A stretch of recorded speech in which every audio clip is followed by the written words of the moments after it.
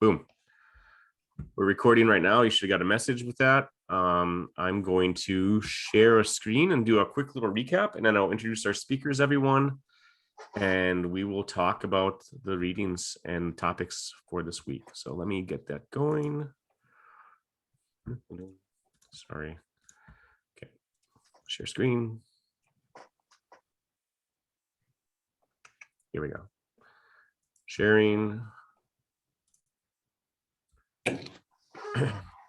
So welcome everyone. Thanks again for joining us. We are doing this open writing course, and we have a lot of great speakers lined up, and two of them today are both people I'm having some relationships with University of Wisconsin Stevens Point. And I'm sorry, I'm still recovering from COVID, and I have complete COVID brain, so I cannot talk, and I can barely write an email at the moment. So I'm waiting for that to disappear. But today we'll be talking about our third week and our readings, and we were kind of in the front matter in this week, looking at titles, the byline, abstracts, and then finally getting to the introduction, which is kind of when the meat of the study, the research is getting reported, and so we'll talk a little bit about that. The first chapter was how to prepare a title, and this chapter was a kind of a good read. They really threw some shade at a lot of titles that they thought were funny, which I don't know how instructive that is, but it was entertaining to read. I will kind of give you a little bit of the highlights right now. So titles, this is probably the one thing that someone's going to read of your paper if they read anything, right? So this is your one chance to like really make an impact and get them excited for your article. So, and most people are generally just excited in the stuff that they're researching themselves, right? Don't have a lot of casual readers of science and research.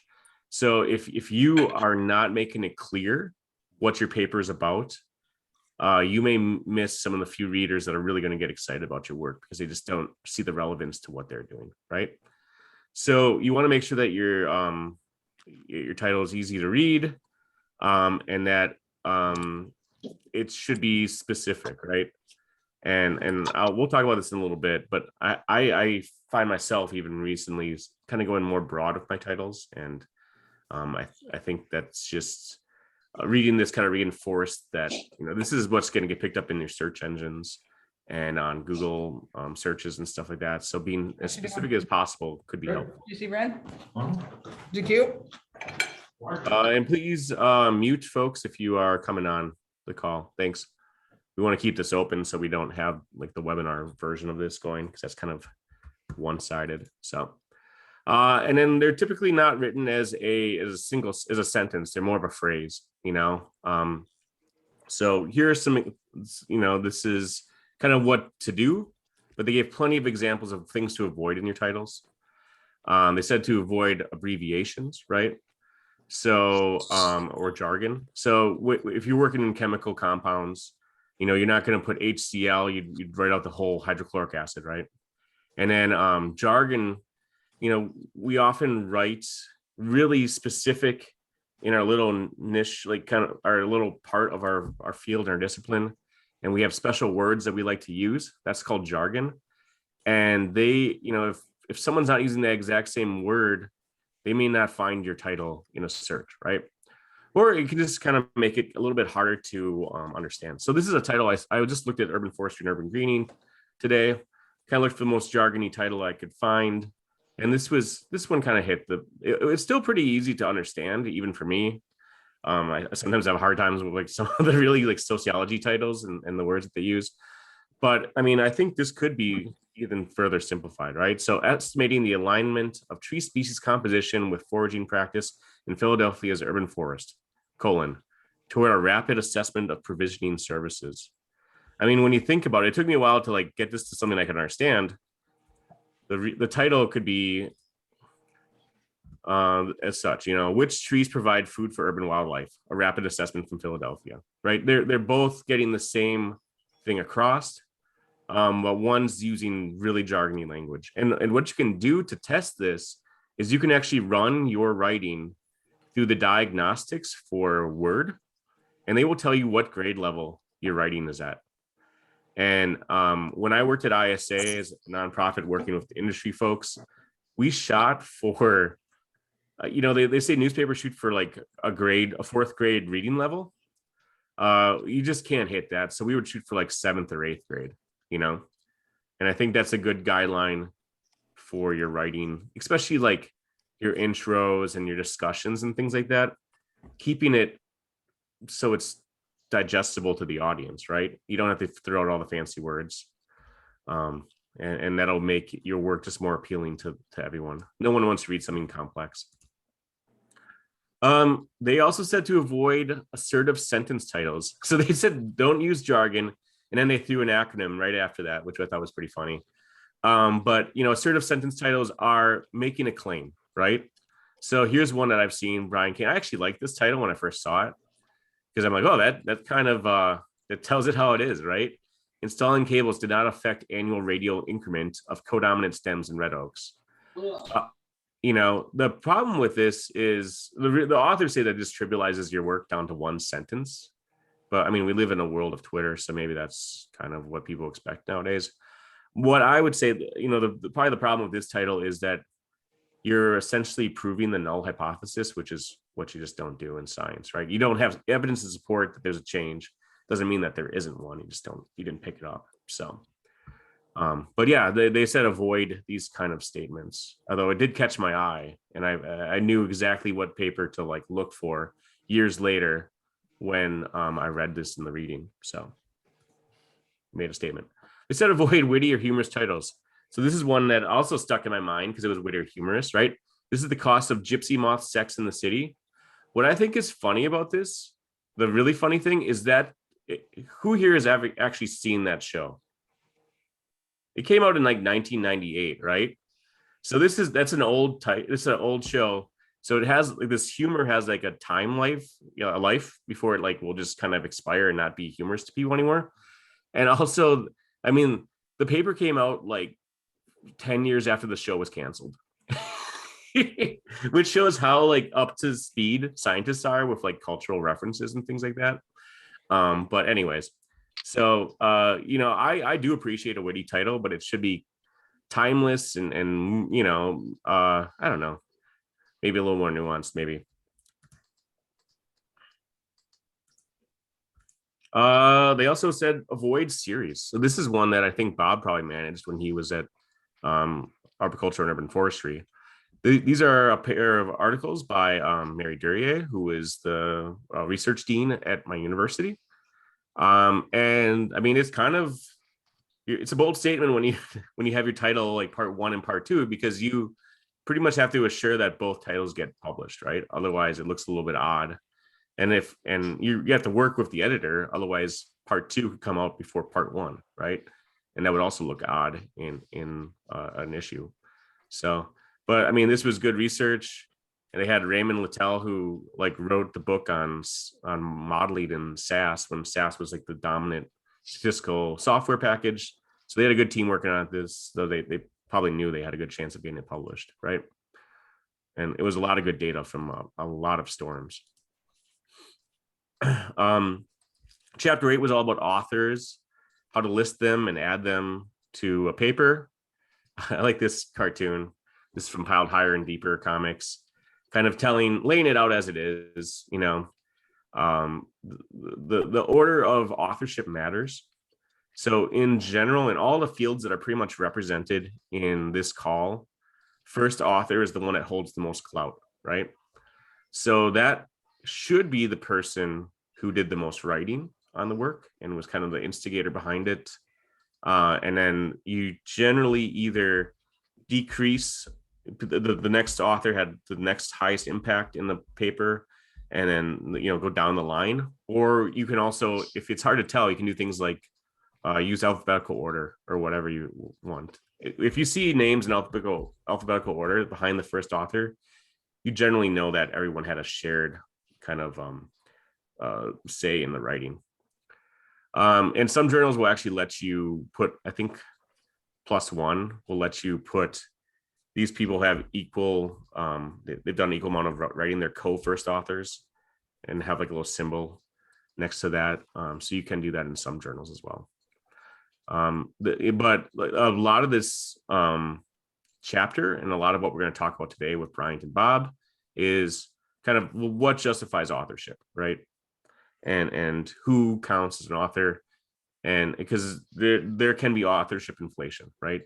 There are some people that feel that just because they're in the lab, where they are the ones, kind of paying for it all, that they should be an author. And then, there's different views on that, but it is still quite common.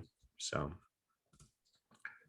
but there are efforts to kind of be more transparent with this. So one thing that you didn't see in the reading, but is kind of out there, is they have like credit statements now. So this is one from Elsevier, and it's telling you write this like usually around your acknowledgments section, and you just put people's initials from the byline next to these terms. Like this person was associated with the conceptualization of the idea behind the project, or they helped develop the methodology, or they've did the formal data analysis.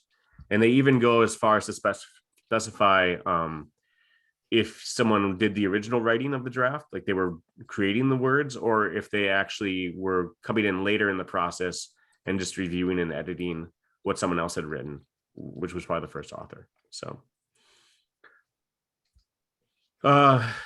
they also made a lot of noise about why it's important to have your institution and your address listed in your byline. And that's essentially if there's a couple Bryant Scharenbrochs in the world, or Bob Millers in the world, there's no other Andrew Coziers I've looked. You have to kind of navigate who is writing what when you start doing these searches. Because like if you have a really common name, you could have someone who's in zoology, someone who's in plant sciences, someone who's in medical sciences, and then all that stuff gets picked up in a search when you're searching by author name. And they've done things to get around this. Now we have things called ORCID IDs. We all say that you're not a number, you're a name or a person. Well, with ORCID, you are a number, so. But it's a unique identifier that lets you track your work and attribute stuff to your work so that it's all getting picked up when someone's looking for you. So, and then lastly, we'll just kind of go over the abstract and introduction. So, abstracts are really important when you're trying to get people interested in your work. And honestly, some people will probably just cite your abstract and not even read the whole paper. So we'll talk about that as well, whether that's something you want to do or not. But an abstract reads like a little miniature paper. You've got 25 or 250 words, 200 words to state the objective of the research and what the scope entails.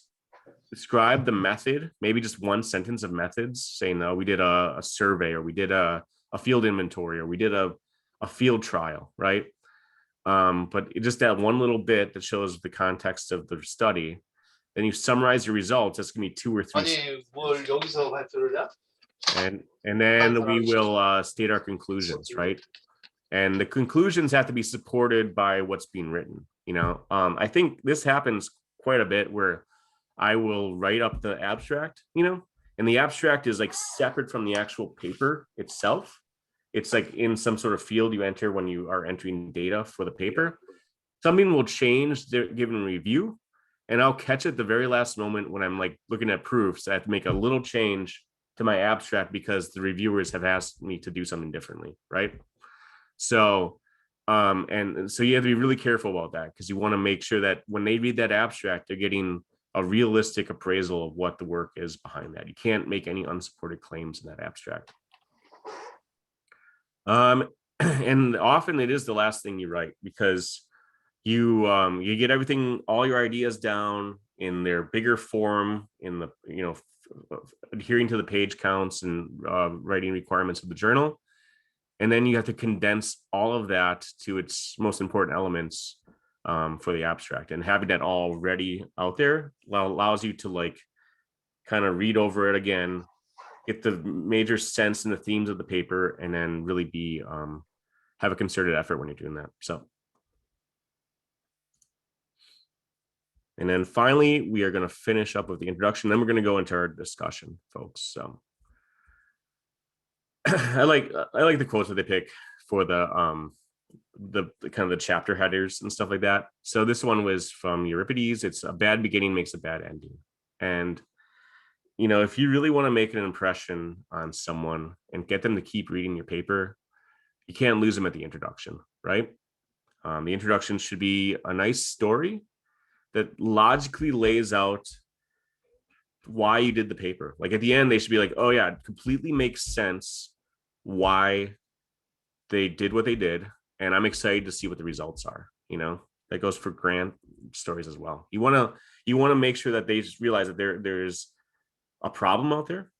You've identified a problem, some gap in knowledge, or something that is plaguing your industry that needs to be addressed, and that you are addressing that within a specific scope, right? Maybe you're not addressing all the diseases that plague trees, but this specific disease that is, hurting palms in South Florida, this is what you're looking at right now, right? So you've defined your problem, and you've defined the scope of where this problem takes place. And now you're going to lead them to the same place you were when you started that paper. You're going to take the best research that's most relevant and really helps get the people up to speed with the problem, and pull that into your introduction so that they don't have to look for that themselves, right? They're going to see, yeah, okay, this makes sense. This is the biology of this disease. These are the treatments that have come out so far, but they only have they're only 20% effective. We need a better solution, right? You're going to lay all this out so they can see it, and then the next thing you're going to do is kind of show where that gap is and why you're doing what you're doing, and the justification. It should be clear that the treatments now aren't effective enough, or we just don't know enough about this to even hazard a prescription. So this is why we're doing the work. You're going to clearly state the objectives of the research. I'll often put these as like, the objectives of this research are 1, 2, 3. If there's even, up to 3 is usually what I'll do. I don't usually have more than that. So you clearly state the research objectives so that they can see that. And I actually had a paper get revisions back, like, I don't think your analysis really addresses this second objective. And I'm like, oh yeah, you're right. So I had to readjust and really kind of tailor things to that objective, or I could have changed the objective, but I didn't want to, Then you note the methodology that you're using. So this is often kind of mashed into like one sentence for me. It's like, we want to achieve this and this, and so we're doing a field trial, testing, whatever, so it's usually not a lot. It could be like half a sentence or whatever, just kind of like laying out what is going to be done. And then finally, you are going to either, if some fields will do this, we'll highlight some key conclusions in the intro. I don't think anyone here has a field that does that. But what I will do is kind of say, okay, assuming that all goes well and I meet my objectives, what will be the benefit to my industry or the field, right? And kind of lay that out. So, and again, we're going, when doing our lit review, we're going from really broad, like all of urban forestry, to my specific problem in urban forestry related to a pest or disease or whatever. So yeah, that's just a little bit of a recap from our readings. Now we're going to move into our speakers. So we have 2 great editors and researchers that are with us today. Bob Miller is an emeritus professor at the University of Wisconsin-Stevens Point. I had him for one class before he retired, so I kind of missed out a little bit, but I know Bryant was there when he was there. So, and Bob was the longtime editor-in-chief for the Journal of Arboriculture, which became Arboriculture and Urban Forestry. And he wrote the book on urban forestry, right? I mean, he did. If you have an urban forestry textbook, it's probably his. So you've seen his name, maybe not have met him yet. So this is your opportunity today. Bryant Scharenbroch first started out his professional career as a research soil scientist at the Morton Arboretum, and was just a paper writing machine, and just loves his acronyms. Brian, you have an impressive list of acronyms in all your titles and your projects. So, and Bryant has since moved to the University of Wisconsin-Stevens Point, where he's teaching a lot of soil science classes. Are you an associate editor for urban forestry and urban greening, or arboriculture and urban forestry? Arboriculture and urban forestry. Yeah, so he's the soil science kind of themed editor for that journal. And so we're going to open up to your questions and my questions, and we'll just see how this goes. So, and if you guys have anything you want to say before we start, please go ahead and do it now. Okay, so I'm going to switch to my questions. And Elisa, are there any winners that we want to start out with? I was going to start with an icebreaker first. Okay, so my icebreaker for the both of you is, do you remember your first scientific publishing experience? Does it stand out as being exciting, daunting, traumatic? What was the biggest lesson you learned from the whole thing? Bob, do you want to go first? Sure. Well, my first publication was rejected by one journal, but I got it into the Journal of Forestry. So, what I recall about the rejection is an economics journal, a land economics journal, and my project looked at land values in Massachusetts that were changing because of urban sprawl. And so I put together a model, and it worked well, but their point was, well, yeah, that's all well and good, but everybody already knows that. So they didn't accept it, the Journal of Forestry did. So, yeah, I mean, I think that goes under the headline of like the sexy research topics, and that's a very subjective thing. And editors are always trying to push that, it depends on the journal. So, and Bryant?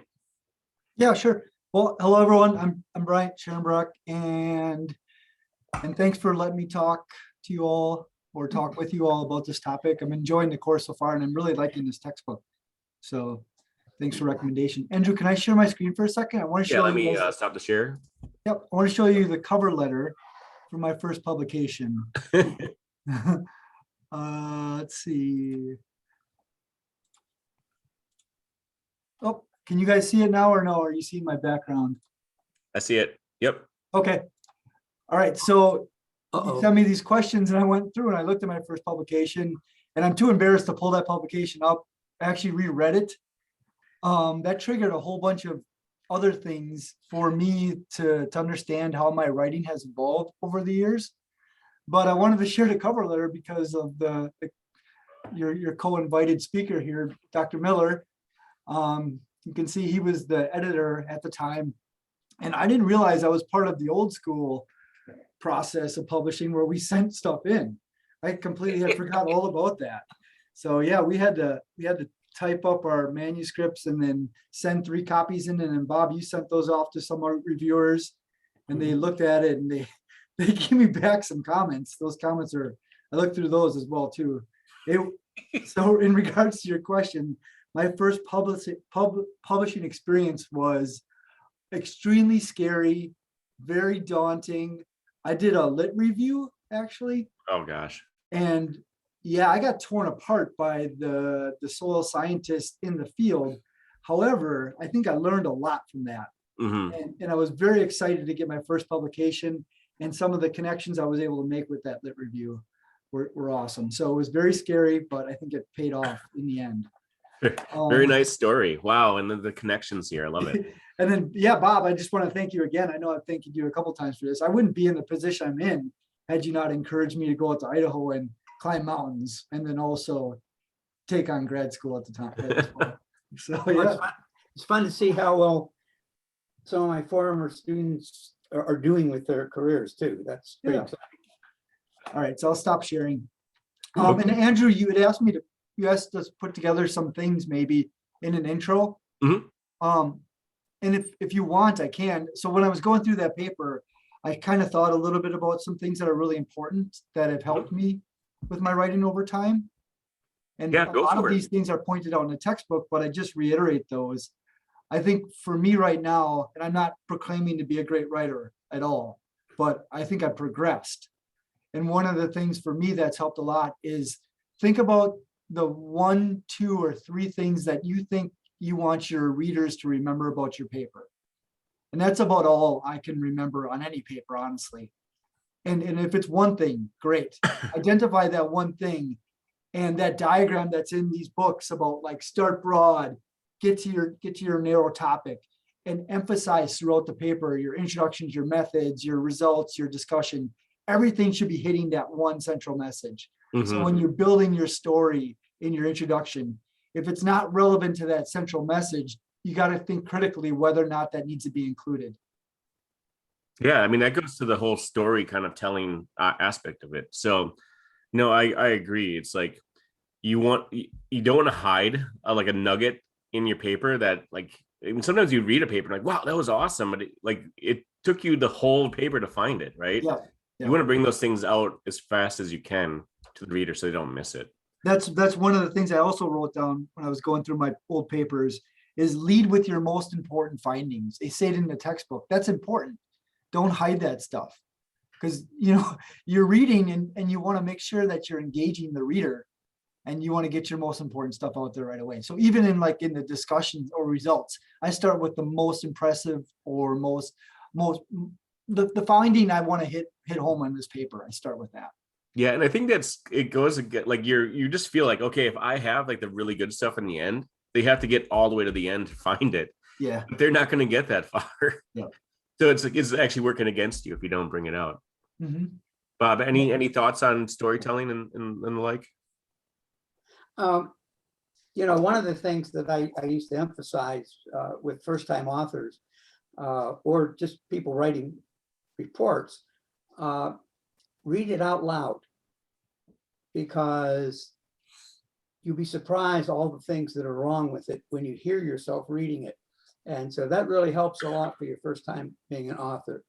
The other thing is that don't try to I don't know how to put this. Don't try and make it overly intellectual sounding. Maybe that's not right, but sometimes I'll get in there and the jargon will be there, and nobody talks like that. Mm-hmm. But yet the people who are reading it are thinking, what's this all about? So read it out loud and keep it relatively simple English and make your main points with it. That's very important. Yeah, I remember one of the first and harshest criticisms I got about my writing when I was doing like tech transfer work at ISA was a reviewer wrote, he writes like an undergraduate trying to impress his professor. And I'm like, ouch. Okay. Well, and that's when I really got into like getting into like the 7th grade level, like I was mentioning before. So I have to get out of, I'm on like full screen view, so I can't see my questions. Elise, are there any questions that the students have? Yes, there are. I'll ask one that I liked that Stephanie had. There was a question about titles. If you are presenting your research multiple times in different venues, should you have a unique title for each? So say, yeah, you've written up the paper and you're going to present it at different conferences. Do you vary up your title or you just kind of keep it the same if it's the same talk? Well, I'll take a shot at that one if you want. If you present it as 3 different things you discuss, then you should probably have a different title. If you're giving the same paper at several venues, then you ought to stick with the same title. Yeah, my boss, I stick with the same title if it's the same talk, and it happens like if you're doing like the Midwest winter tour and you're going to all these conferences when no one's out there doing tree work, they might ask for the same thing, like in Indiana and in Iowa. And I wasn't changing the title. My boss said, you should change the title so you'll get more credit on your promotion, or whatever for doing more talks. I'm like, It's the same talk, so I still haven't changed it, but I did get that feedback from him. So, okay, so I got one. So we were talking about authorship. So, and what is your personal criteria for adding someone to a paper? Because that's something you want to kind of flesh out at the beginning of the process, right? You don't want anyone being left out if they contributed something, but you want to be able to set expectations for what people are doing and contributing to the work. How do you decide that? So I have a really good story about this one, Andrew. Okay. And I guess I would open up to a question from the audience here. All right, so here's the situation. My son and I have designed an experiment we did last summer. My son's a 9-year-old boy.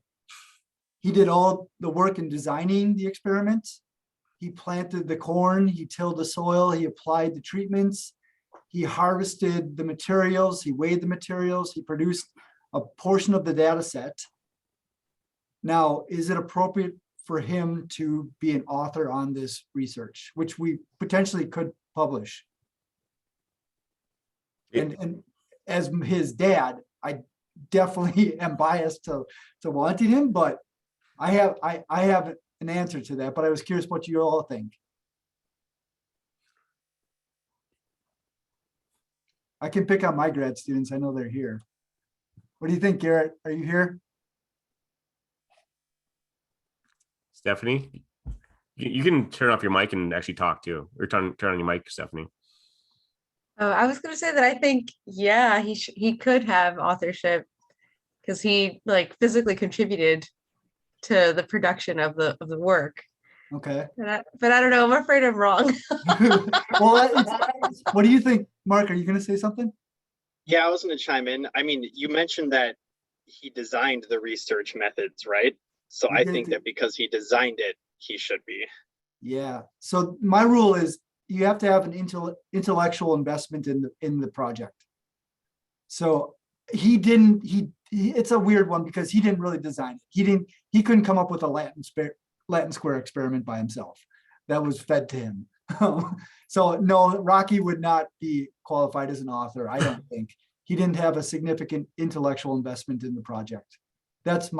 So long story, that's my criteria. We'll get him writing. Yeah. It's probably better than mine. Okay. So I got a couple of other scenarios we can run through, and I'll get people's takes on this one. Okay, so here's some, I think, like kind of gray areas, right?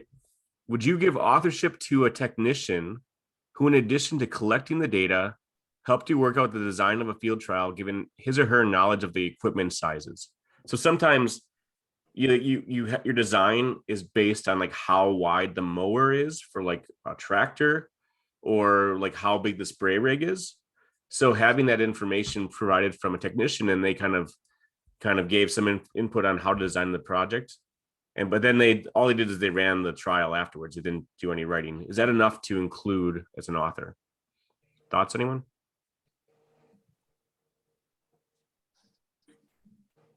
I don't think so. You don't think so? I agree with that too. I don't see an intellectual contribution there. I see a lot of logistical and work. Okay. Yeah, I wouldn't know. I'm kind of on the fence on these. Most of these I'm on the fence on, so I'm liking your opinions. So how about this? An undergraduate student who worked on a project you designed for them for a summer research experience. I know you've done those at Morton, Bryant. So what would their expectations be? Like that alone probably isn't authorship from what we talked about. How do you get them to the point where they are an author? What's their writing requirement, would you say? In that situation, I always leave it up to the student to start the writing. So I always give the student the opportunity to become the first author. And if they don't, then I have to make, and I decide to take authorship, then I have to decide whether or not to include them. If they're giving an intellectual contribution in maybe the preparation of the manuscript, in reviews, or maybe they've contributed so significantly in the experimental design and the ideas surrounding the research, that I would include them anyway. Again, it just comes down to like intellectual contributions for me. Yeah, my approach with graduate students is that they had to write the first draft of the manuscript. And if they did that, then they could go in as lead author. And if they didn't, and I had to write it, then I would go as lead author. But most of them did it. I also had another situation where I'm sure you run into the disappearing graduate student. They're just gone. Never. Yeah, I did I don't actually. know where they went, they're gone. And so I had to get somebody else to finish. Now that he collected all the data, he'd done about 3/4 of the analysis, but he didn't finish it. So I had another student finish it, and I let the other student be the lead author, and I did not include this person as an author because he kind of abandoned ship, I guess. Yeah, and that's a good point. Like, if you can't get a hold of someone to even show them the final draft of the paper, you can't include them as an author, right? It's just that most manuscript submission systems now are like, has everyone okayed the final version of this? Because I had a paper submitted the Journal of Arboriculture, and I sent it out for review, and I got a phone call from one of the authors listed, and he wanted his name taken off the manuscript. And I kind of pressed him as to why. And apparently, the lead author ran off with some data that wasn't his. mm-hmm. So I just quashed the whole thing, and then but weird things happen with publishing. Yeah, no, and this is a good point, because this came up when I did this professionalism class when I was at Illinois, and it kind of blew my mind. So I think we can talk about it now because it kind of just naturally came up.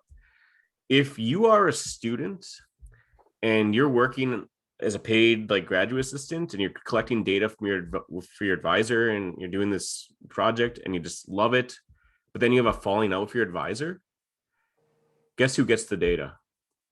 Even though you did all the data collection and did all the work, the PI in the lab. Isn't that drove my, you can't like take the data and run with it. You can't, you're supposed to give all copies of the lab manual, lab notebooks and everything to the PI if you leave the lab. And it just, that kind of, as a student, I couldn't believe it, you know. But it comes down to like where the funding has come from, and you know the lab kind of owns the data, and you're working under the umbrella of the lab to collect the data for the Forest Service or USDA, whatever. So, yeah, here's another sticky situation. Would you give co-authorship to a departmental statistician who helped you with the design, analyzed the data, and generated a few plots for the figures but did no writing? I would. The design is so important. And if the statistician really helped me with it, helped me set up how to go about and the appropriate analyses, I think they should get credit for it. Right?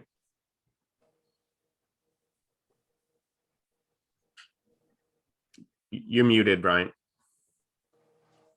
I was gonna do that. Okay, see, I agree with that one.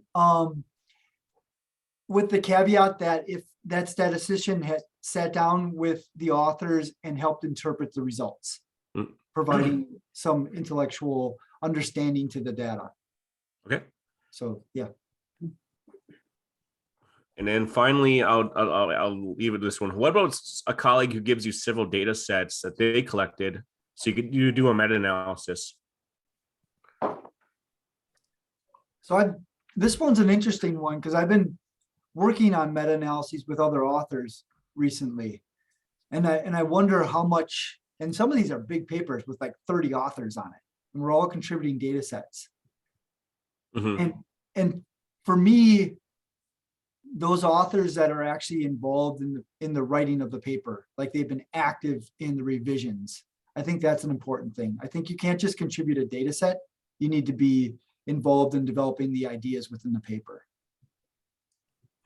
But some of those folks on those papers that, yeah, they're not involved in that. They're just contributing. But that's up to the lead author to decide who to You include. know, it's always irritated me whenever I get a paper submitted and there'd be like 12 names on it. And I know part of that's count the publications for tenure and promotion and that, but I just couldn't believe that they were all actively involved in that project. And I'm also not a fan of putting the person who's head of the lab on the paper at the end unless they were actively involved in the work that was done. But you know, the one example, you know, they might not have ever even read the paper or know what it's in there, but their name is on it. And I don't think that's right. That troubles me. I agree. I agree.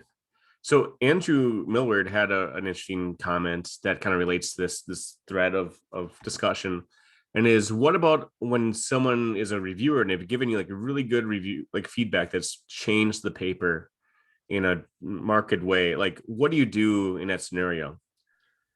So that's when I had it in my notes actually for something to share. I think being a reviewer is a really important thing to do as a developing author. And you get to see other people's writing and you get to help critique them.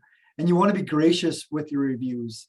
I had an experience where I spent time and gave a pretty thorough review to somebody, and it ended up being useful for them to the point that we worked together on quite a few projects afterwards and developed a really good collaborative relationship.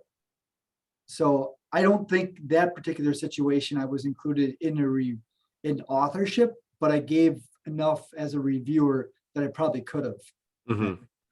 And I think like a lot of people will actually, if they have a good review, there's an acknowledgement section and they'll throw in there like, we think. They sometimes don't name the reviewer, or like anonymous reviewer number 2 or whatever, for his or her contributions to the paper. It made it so much better, kind of thing, you know. Professionally, oftentimes journals will acknowledge reviewer of the year and those sorts of things too. So there's ways that you can build that into your CV and not be an author and still get acknowledged for your work. Referring to them in the manuscript, I think that's the appropriate way to do that without making them a co-author. Okay. So yeah, having some sort of acknowledgement that said that they made a really good revision to the original manuscript as a reviewer. Yeah. And that's cool because like that.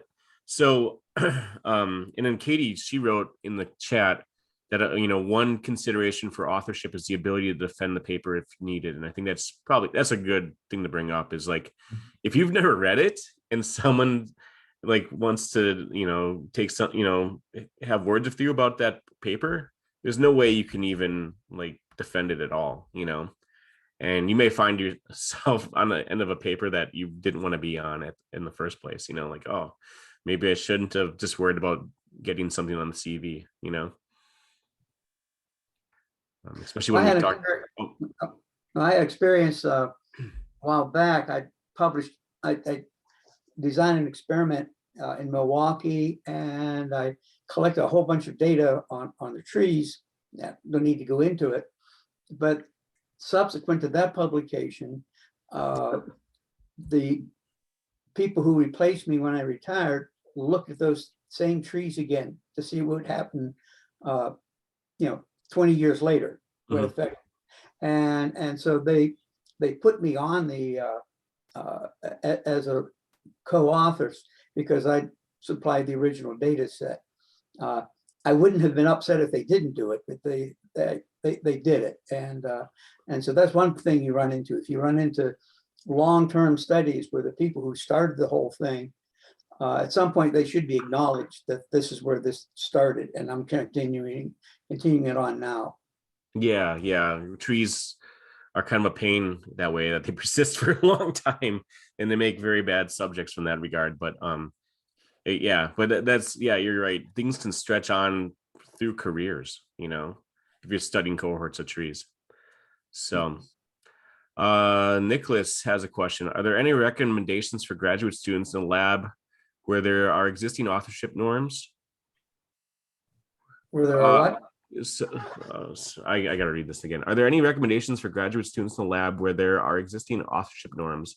how do you advocate for yourself or peers? So if you feel, so if you're in a lab as a student and you feel that the authorship norms from your PI aren't as inclusive as you want, and it would help you to be on papers, and you are contributing in the ways that we're talking about, but it's just not been acknowledged, how can you approach your boss about getting on some of this? I'd flat out ask. Yeah, I think being upfront with that is the best way to do it. And they might not be amenable to your request, but you can also use that information for when you eventually have your lab and how you want to structure it. But asking is something you want. I guess in your responses too, it sounds like the best time to be upfront is earlier the better. Is that fair to say? Absolutely. Yeah, and that way, say, I mean, it's not fair when it's your boss because you can't say no all the time. But like, if it's a collaborator and you have equal power in the relationship, and they're not going to give you credit as an author, then maybe you spend your time elsewhere. You know, if you're not going to, if your efforts won't be recognized, and you have the ability to say no, then you get that out of the way right away. You know, And you Once may you- want to take it to a higher authority if you feel you're really getting a bad deal. But there could be some consequences for that too for you. But that's always another option. It seems like a lot of these norms are almost like not written down per se, like they're passed on in places like this. Do you ever see like contracts or kind of like anything in writing related to like, oh, if I do this writing and if you do this sort of analysis, or like you add this sort of intellectual, you'll be on the paper or not? Do you ever see that or have seen that? I have. I will say that you are right. These are unsaid norms, and everyone's different on the spectrum. Like my advisor was really inclusive, and I adopted that mindset, right? But other people are not as, they're not as willing to add the lab manager who helped with the design or whatever.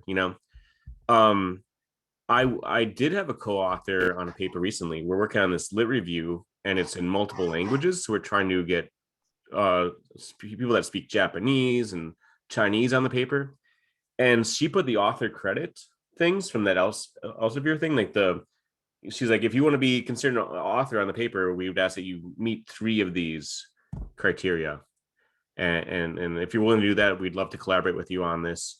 And I thought that was pretty cool. I've never seen it before, and it was really well done. And I think that now that the credit statements are more of a norm in publishing, I think that could work. That's great. Yeah, it's interesting. It's great to hear about other potential models, I think, just for making it more transparent. Yeah, and if it doesn't work, tell us in a year, okay? we are having good success with our requests of non-English speakers for this project. So everyone's like, yeah, they're on board. So yeah, I'd like to add to this too. There are some questions about in the book they recommend deciding on the authors at the beginning before you start writing. And in relation to this conversation, it seems like it's a good idea to do that just as early as possible. But what do you do if things change, right? You talked earlier about somebody's working on it and then they leave or something happens. How does that stuff change? So I don't know if you have any additional thoughts on that. I had that flagged as something I didn't quite agree with in the book. I agree with establishing the first author, because they're going to be doing the majority of the writing, but writing's a dynamic process and it changes, and establishing who's contributed most, oftentimes you're not going to be able to know that until the manuscript is submitted or even been revised afterwards. So I don't know if you can write that in permanently at the beginning.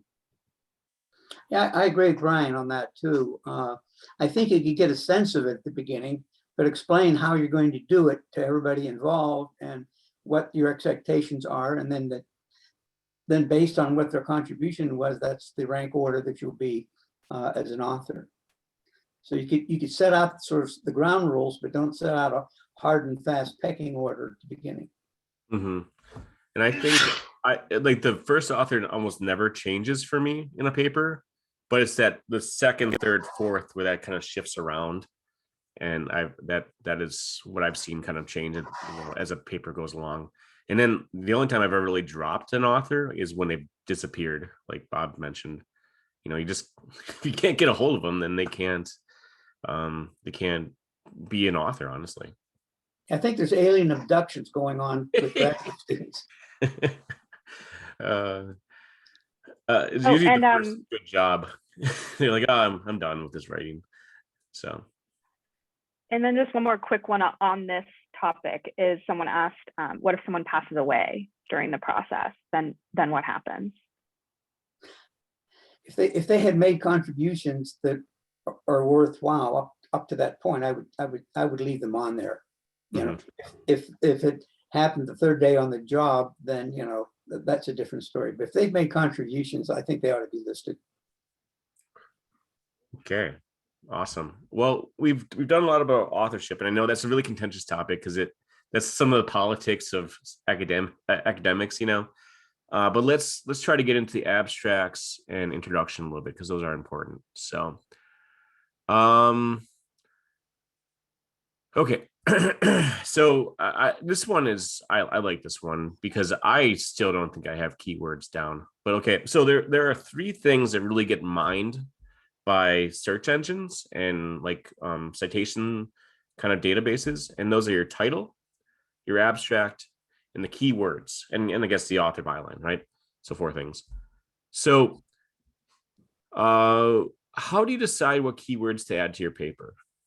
How broad do you go? Sometimes I've had people, like co-authors, say just put urban forestry down on your paper that's like in an urban forestry journal, right? And that's about as broad as you can go in urban forestry, right? So how do you do your keywords, and do you have any guidelines for the people out there that are trying to navigate that?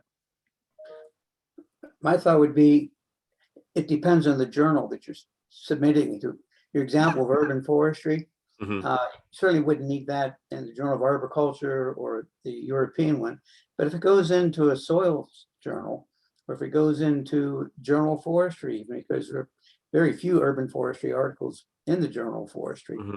So if it's going somewhere outside your usual audience, then you might do it differently.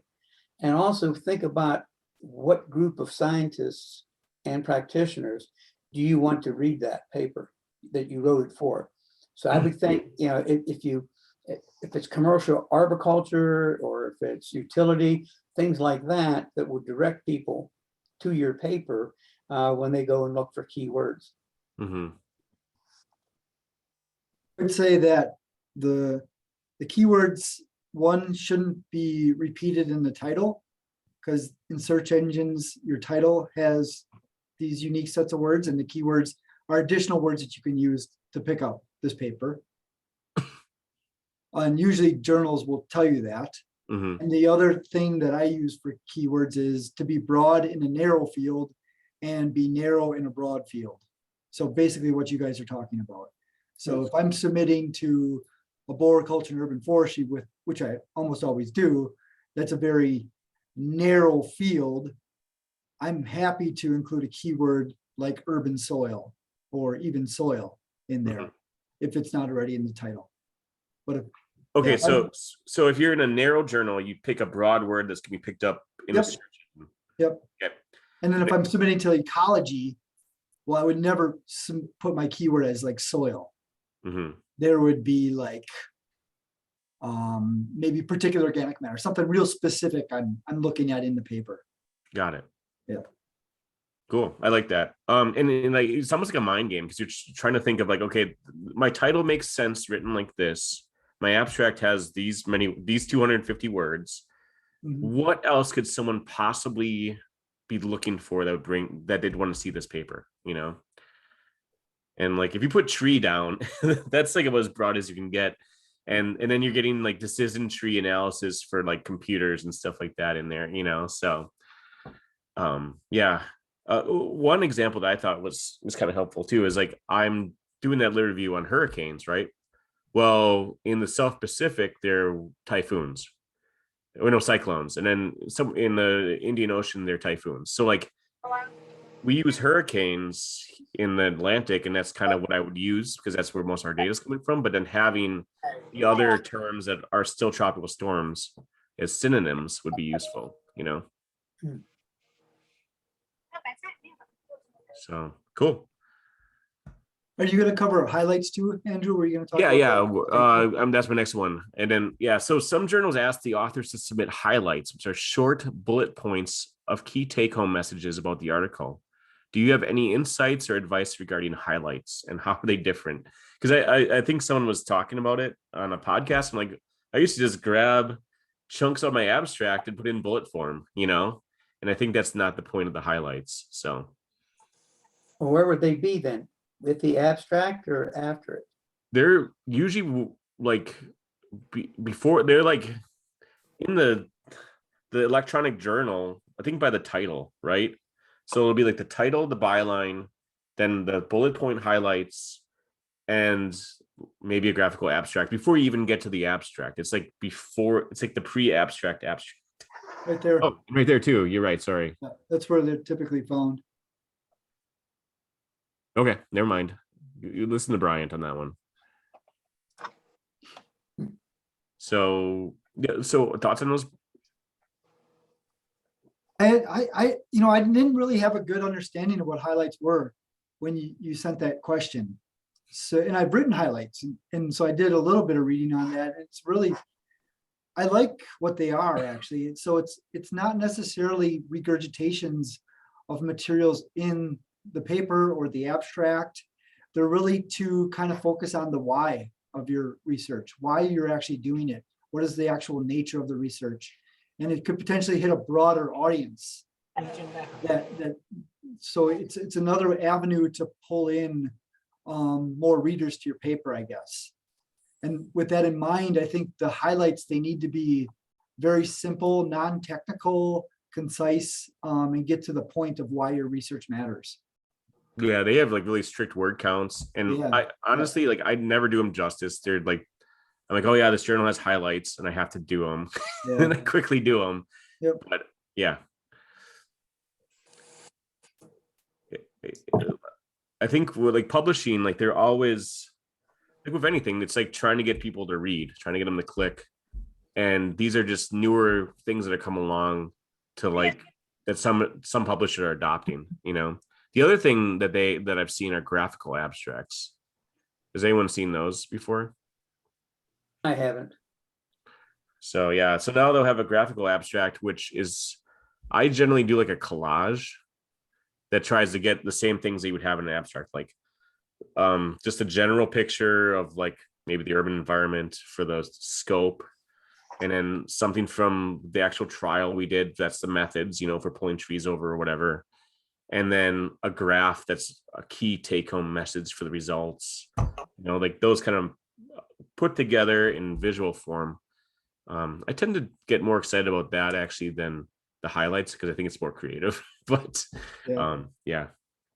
The graphical abstracts, can I share my screen, Andrew? Yeah, go for I it. found a couple of cool ones that I think are really nice.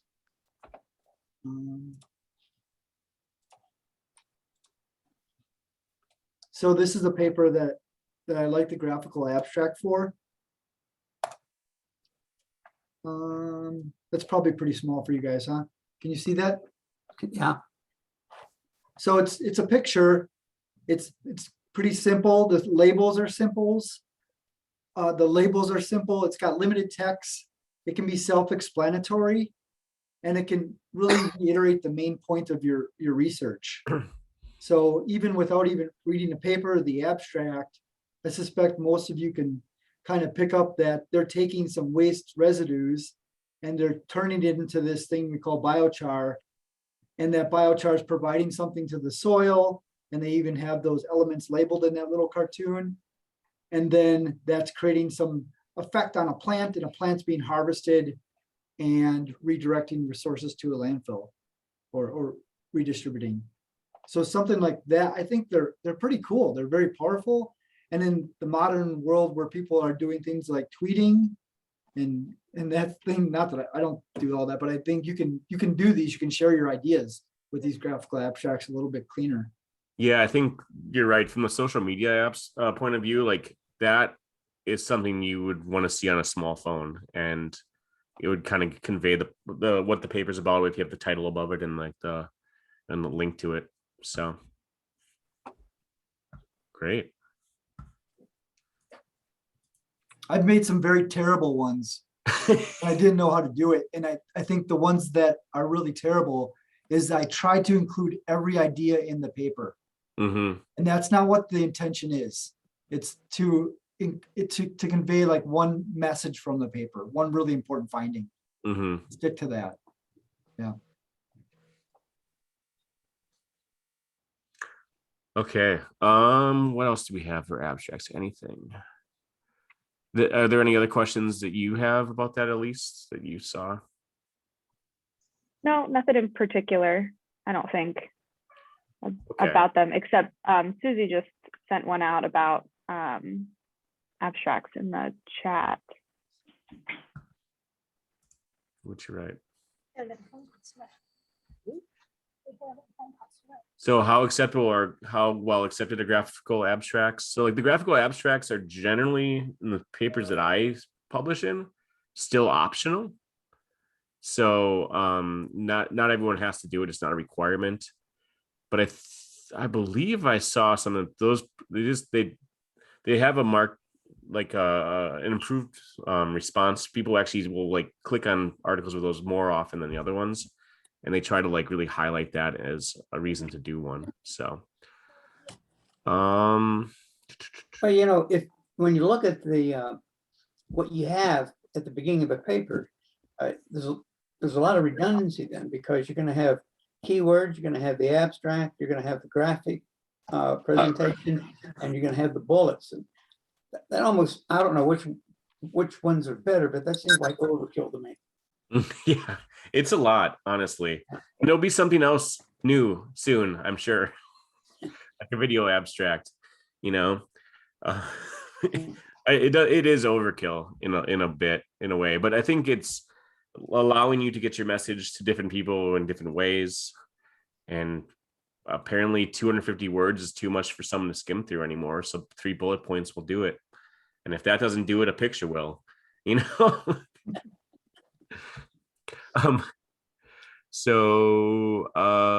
have one here. So, arboricultural, the Journal of Arboriculture, AUF, for a long time, they've like taken the abstracts because they're so important to like getting people to know what the sense of the paper is.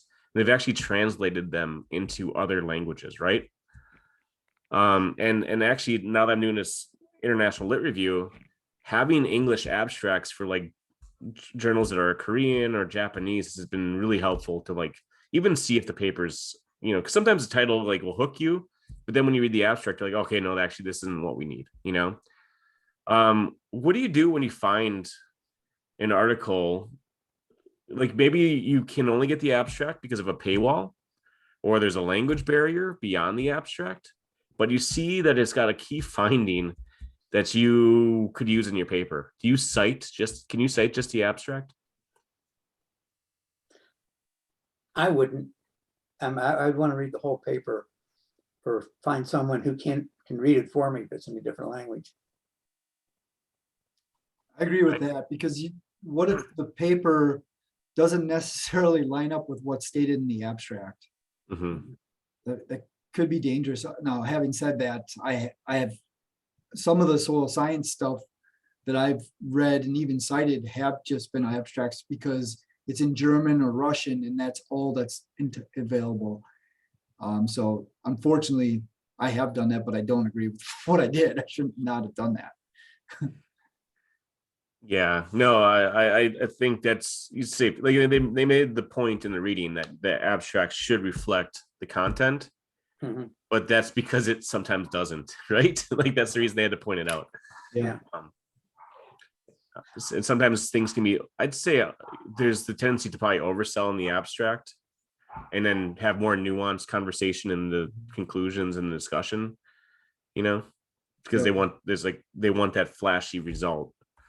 So one of the things I think cautious with if you're doing it is, there are programs that will translate for you.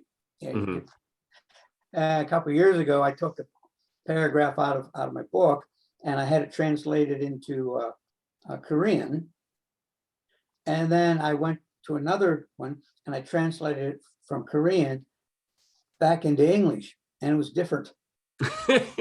So be careful what Game you of might come telephone. up with. Yeah. Yeah.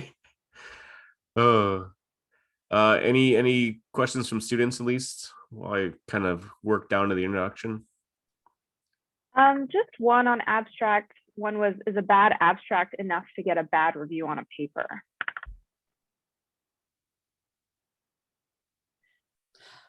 It can be. Sometimes when you send out a paper to an associate editor or a reviewer, they start with the abstract. And if a reviewer reads that abstract and it's terrible, they might just reject right there. I'm not going to look at this any further.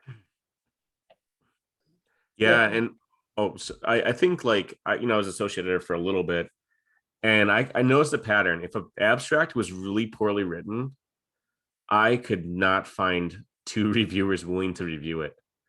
And so if your papers are like languishing in review for 9 months, a year before you can finally get that second reviewer, it might be your abstract. It might not just be selling your work, and you're having a hard time finding people willing to spend a day of their free time looking over your work to critique it. So Yeah, it's a hierarchy of information. If you look at it, you've got the title, and then you learn a little bit more, most important parts from the abstract or the bullets or whatever. But then the real meat of what's happened comes later. So if the abstract doesn't direct you to the really good stuff, then what's the point? And probably if the abstract's poorly written, I would guess that probably the paper was poorly written as well. yeah. Oh, here's a fun one. Is there an opening paragraph from introductions that has just been done to death in your field that you just, every time you read it, you're like, oh my gosh, and I think when I was at Illinois, the thing that killed me was every single presentation on corn had that growth of population, and then the yield graph of corn and how like we'll need to like grow more corn to feed the world kind of thing. And every single student had that to start their presentation. And one of my friends who did trees, he put it in front of his. He's like, actually, I just want to do that to fit in, but my stuff's about trees, So what's been done to death is an intro paragraph. For me, I have to do this paragraph every single time. When I publish in arboriculture and urban forestry, or urban forestry and urban greening, because I'm a soil scientist in publishing in this field. And I don't particularly like doing it. So I have to set the stage of why soils are important for trees. And I feel like I have to do that. Maybe I don't.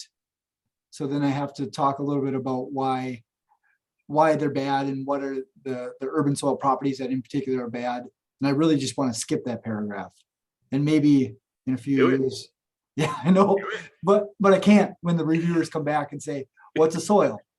Because they do. Yeah, so I agree with you, Andrew. It's kind of a frustrating thing. Bob, do you have one? Oh, this is what I'm trying to think of, that, I'm down here in the South now, and there's so many papers about loblolly pine, and they all seem to kind of start the same way by telling you, how much of this stuff you can grow. And then they get on that, how you can make even grow faster. So that gets tedious. I know. I think like Rich Hauer and we joke about papers that start out with all the benefits of trees. Like, like it's just a laundry list of every benefit that a tree produces in a city. And it's like everyone's first paragraph in urban forestry. And it's like, just skip that. We all know it. I mean, I'm sure like the McPherson and Nowak love the citations every single paper, but I guess I would say speak more broadly about that idea is if it's not providing the background to your central message. then consider if it's necessary. Mm-hmm. Because you are trying to build that story, if you're coming back to the idea that urban trees provide these benefits, then maybe you do need to talk about the benefits at the beginning. Mm-hmm. But if your paper's on urban trees, but you're not focusing on the benefits, maybe you're focused on tree failure, Mm-hmm. then that's not central to the story, and it should be left off. Yeah, that was kind of, I don't know. It's more of a pet peeve, but you see things, you see trends as you read papers, and you're like, how many ways can I read this paragraph? You know. Do you have a formalized structure for writing an introduction? You know, the book talks about broad to narrow, right? But I mean, do you have like your own personal style when you're writing an introduction that you follow?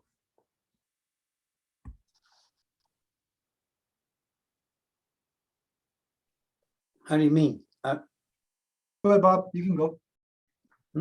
No, I guess I like to hear the question again. I wasn't sure. Yeah. So,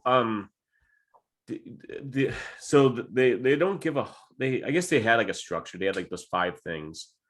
I guess what I'm getting is, do you have a specific formula that you use to kind of make the point that this paper needs to be done, it's justified? Are there any like stylistic things that you do? Is there like an order that you follow or anything? I'm kind of struggling. I probably have an order, but I never think about it. Mm-hmm. You know, I just do it, and just simply start off. You know, why is this important? Why do we need to know about this? And then sort of get into how I'm going to try to uncover that. And so that's about as formal as it gets, I guess. I have a formal order. I have to do an outline. And my outline starts with the topic sentence of every paragraph. Mm-hmm. And then I fill in the paragraphs, which are the supporting sentences for that. And then my concluding sentence that I write last, I conclude, but I also tie into the next paragraph. And I have to be systematic, otherwise I get off topic because I'm not the best writer. So adhering to that for me helps me stick to that. So I start with my outline, which are my topic sentences, details, and then my link to my next paragraph. Yeah. That's how I talk about it. So yeah, for mine, I usually start out like broad with the literature and like the problem, and then narrow, like, you know, the stuff that's really focused in on the same topic, like, you know, literature. And then I always end with my objectives. I don't know, my hypotheses, you know, and then that final justification for the research. But I didn't know if anyone else had like a structure. And I usually can do it in 5 paragraphs. So I'll just tell my students, like, I'll give them like a 5-paragraph outline of how to follow that, because you can be pretty concise and get to the point if you really want to for that story, you know.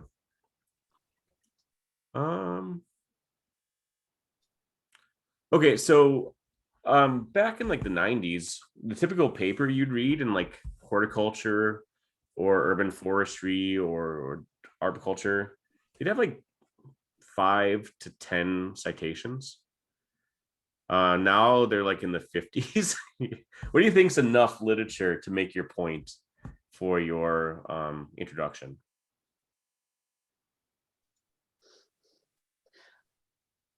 I would just list the ones that were most useful, and I don't feel need to list one and then list 3 after that to reinforce the first one. Mm-hmm. Just use the best one for whatever you're talking about. Yep, I agree, but it depends on the type of paper too. So if it's a research paper, I think I often try to cite maybe the first one that is close to the idea and then the most relevant. But if it's a lit review, I do try to be more inclusive because you're providing all the literature that's out there. Mm-hmm. Sounds good. Yeah, I just feel like you know, back in the day, you just looked at what was available to you in your library, right? Or maybe you do it in your library alone. And now we just have so much access to like every single article that it can be daunting to like say when is enough, you know, when do I have enough literature behind this. And you can see some really long articles now with like just everything in the kitchen sink thrown into the introductions and the discussions, you know? I think one thing to be careful when you're citing is to think about and make sure you've read every paper you want to cite. Don't cite a paper just because another paper cited that idea. Yeah. If you understand what I mean. And make sure you're citing something that is exactly what you want, the message you're trying to get across in that sentence or that idea. So if I'm talking about nitrogen cycling and talking specifically about ammonification, I want to have a citation relevant just to ammonification, not to the overall nitrogen cycle. Maybe that's an example. Yeah, or sometimes you'll see someone who like did a really historical literature review, and they're citing stuff from like the 1900s that they probably had to go to like their own archives to get, and you cite that, but it's not available online. So it's like, well, did you really read it? You know, like, and things like that. I think you're right. If you haven't read it, I wouldn't put it in your citation list. We did have a question pop up, and this goes back to the authorship thing. Again, that's probably the hot topic of today. Oh, where's the chat? I hit the share button by accident. We get all there. Escape? No. Okay, so here's the question. It was a hypothetical scenario. I submit to a journal and it gets rejected. I revise my paper and submit to a new journal, but my co-authors do not contribute to the revisions.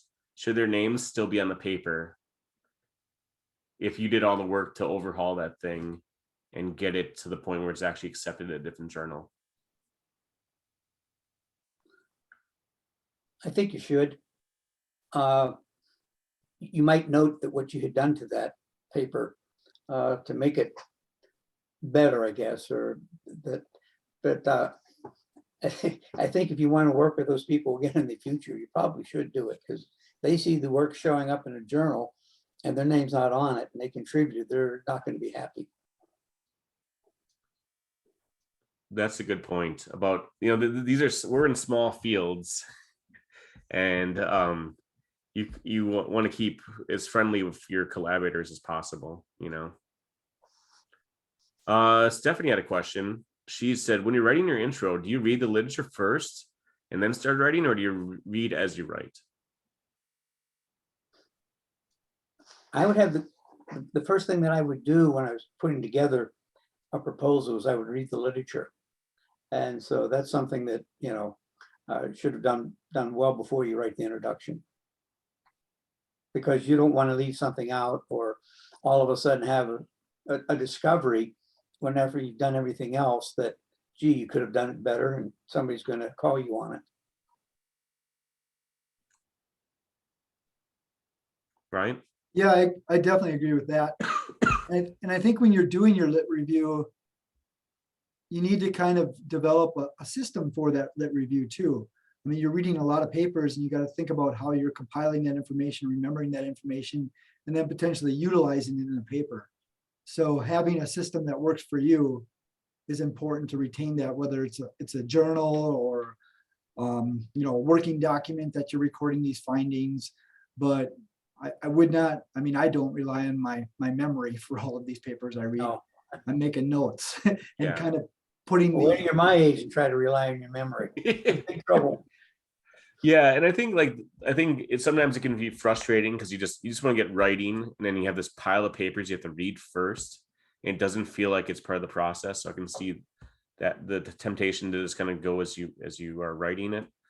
But then you find yourself like you write something and then you're looking for the paper that supports what you just wrote, rather than like taking the whole body of work and trying to figure out what the real story is in there, you know. And you can miss some key things that the reviewers will find.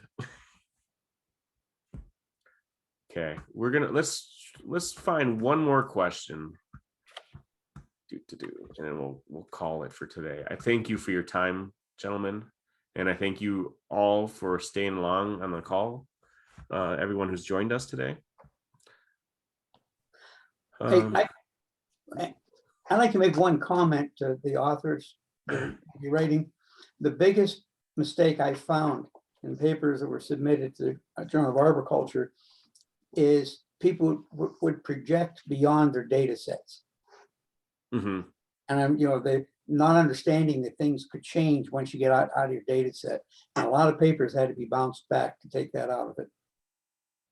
Yeah, the temptation to extrapolate and to take something that works really well in Florida or Wisconsin and then apply it to all of North America or something like that. Yeah, exactly.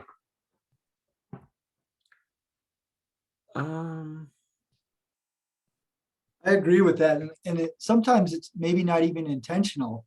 It's just the way you're using your words. So you need to make sure that when you're writing, you're very precise and you're not extrapolating. Yeah. Okay, here's a good one. So we'll end on this one. So so every paper will generally have a corresponding author. And who is that, and what are their expectations? What can you expect if you're the corresponding author? Are people actually going to call you or email you and ask you questions or ask you to look at your data? Does that ever happen? It hasn't to me. I've I've had it experienced. Yep. Corresponding author would be the person that you would get in contact if you had a question about the research. And or share a reprint or whatever it is. And I've had that happen sometimes. It actually has led to some collaborations with data sets too. Yeah, I think our lab manager called you about your RUSI paper. Yeah. Yeah. So And- so you want to make sure that if you're a corresponding author, you may or may not get any feedback, but if you do, you want to make sure that especially when you're students, I'd say like find an email address that it's going to stick with you for a while. And that may be like a Gmail address or something like that. Because if you're at Illinois for 4 years and you're at West Virginia for 4 years and you're in another place for 2 years, you're going to have a bunch of different emails that you could have been using as your contact information. And those will all change because they're all kind of temporary. So, but yeah, with that, I thank you both for your time. Do you have any parting words of wisdom? Bob, you talked about extrapolation and going, kind of over your skis and your data. Bryant, do you have any parting words you want to offer? I think when you get your reviews back when you're writing, it's important to have really thick skin and don't take the reviews personally and use them to improve your work. Because you're going to be attached to this writing, you're going to be attached to the data. And when a reviewer comes back and says, well, is half of that data really necessary? It's hard to take that. But do take that. I think it's important. Having thick skin is really important for writing. Don't take it personally. I think that would be something I would definitely encourage you all to become reviewers as much as you can. Become collaborators with folks. Work with the people in your lab. Help them write with them. I think that's important. Practice. I think that's a really great suggestion that's come up in the book in this class. It's not something I would typically do, but I am starting to do. And someone asked to your point about being a reviewer, how do you become a reviewer for a journal? So I just got it's kind of timely. I just got an email from somebody out of the blue introducing themselves to me, recognizing I was an associate editor and volunteering their services for soils papers that come up in the future. And I don't know if that's a norm. I've never had it happen to me before, but I welcome it and someone that I'm going to jot down and keep in mind for papers that come up in the future. So if you feel like you're a topical expert in a certain field and you want to work with a journal, you might look into the associate editors on that list. And if you're at a conference, introduce yourself. Yeah, I mean, I think, editors are always looking for reviewers. Mm-hmm. And if you like any contact you have like that will be well received, honestly. And when the reviews really start coming in, the requests for reviews really start coming in when you start becoming an author that's showing up in the citations of the articles that are being reviewed, because people will scan those a lot for that. And you can also, I think if you go into like a journal, if you become an author, they will ask you questions about what subjects you feel you're an expert in. And that's going into the review part of their management system. So And when I was an editor, I was always looking for what you said, the most cited people in the various journals.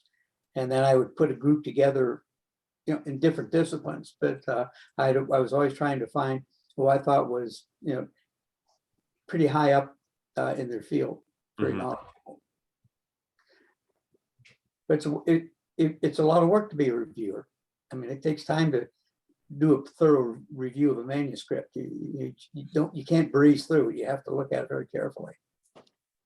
yeah, and everyone's probably got like the review where it's like looks great, and then it doesn't really offer you a whole lot, and then there's other ones that are just like rejected without any comments. But the ones that really benefit the author and the work itself are the ones that show that there was some effort in really looking and reading through everything. I'm an associate editor for another journal, and I have 3 reviewers for that journal. And I intentionally select a new early career reviewer with my 3rd option intentionally, because I want to build the reviewer pool and give those experiences. Arboriculture and urban forestry is a little different. We only have 2 reviewers, so it's a little harder to include a new reviewer in that stage, but there's opportunities out there to become a reviewer. You don't have to be the expert in the field. I mean, well, like Dr. Miller said, you don't have to be that one person that's been publishing for 30 years. Because they get a lot of requests. Yeah. And sometimes they don't give the best reviews either. Well, great. Well, I thank you all for your time. Enjoy the rest of your days and your weekends. And let's give it up for our 2 presenters today, everyone. The Zoom clap. Yes. Thank you. Nice seeing you guys again. Take care. Good talking to you guys. Thank you so much. It's been fun.